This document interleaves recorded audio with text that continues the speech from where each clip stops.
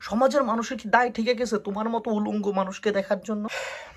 একটা প্যান্ট পরা নিয়ে, আসসালামু আলাইকুম। জীবনের সবচেয়ে গুরুত্বপূর্ণ যে সময়টা সেটা হলো 15 বছর থেকে 40 বছরের ভিতরে।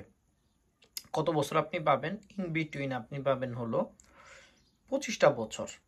আপনি এই 25 বছরের ভিতরে আপনি ইয়াং হবেন এবং 40 বছরের সময় আপনি ওল্ডের কাতারে যাবেন না, কিন্তু ওল্ডের যে একটা ছাপ আপনি একটু একটু করে বুঝতে শিখবেন।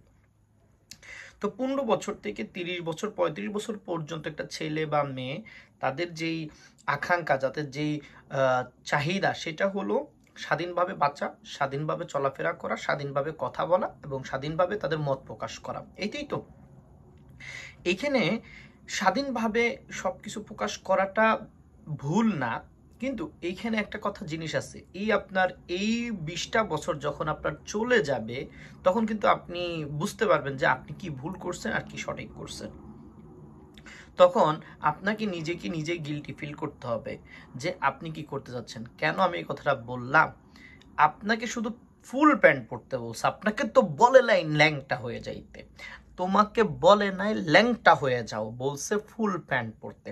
এখন তোমার শরীরের অধিকাংশ জায়গায় যদি তুমি বাতাস লাগাইতে চাইতেছ, বাতাস লাগাও, ঘরের ভিতরে বইসা পুরোটা খুইলা বইসা থাকো, কেউ তোমাকে কিছু বলবে না।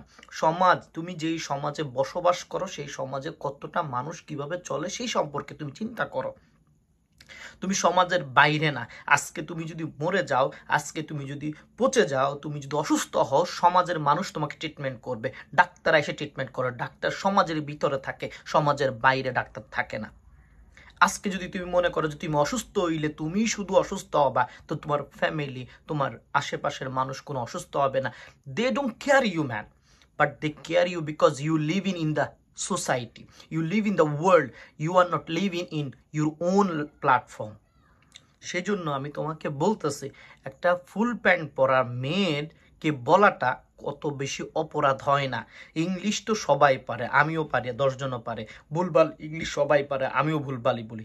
তার মানে এই না যে ইংলিশ বললেই তুমি শিক্ষিত হয়ে যাবা, তুমি মডার্ন হয়ে যাবা। তোমার মডার্নতা কোথায় জানো তুমি? সম্পূর্ণ পোশাক পরা। তোমাকে একটা জিনিস সন্তর করে বলে যায় আমাদের দেশটা ভাগ হয়েছে ইসলামের জন্য। আমাদের দেশটা ভাগ হয়েছে, আবারও বলতেছে, আমাদের দেশটা ভাগ হয়েছিল ইসলামের জন্য। ব্রিটিশরা যখন আমাদের দেশটাকে ভাগ করে, পূর্ব পাকিস্তান এবং পশ্চিম পাকিস্তান তৈরি করে, তখন পাকিস্তানকে কেন নাম দেওয়া হয়েছিল? সেখানে মুসলিম বসবাস করে, সর্ববেশি মুসলিম বসবাস করে, সেজন্য।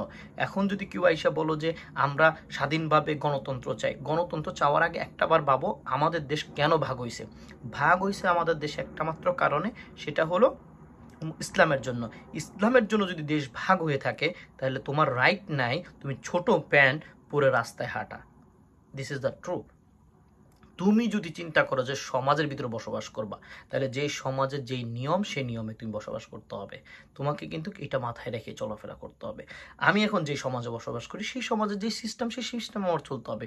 কারোর সাথে কথা বলতে গেলে আমার সমাজ বুঝতে হবে, কারোকে কি বলতে হবে সেটা আমার বুঝতে হবে। কিন্তু আমি যেটুকু চিন্তা করি, বুঝি, আমি সেটাই বলার চেষ্টা করব।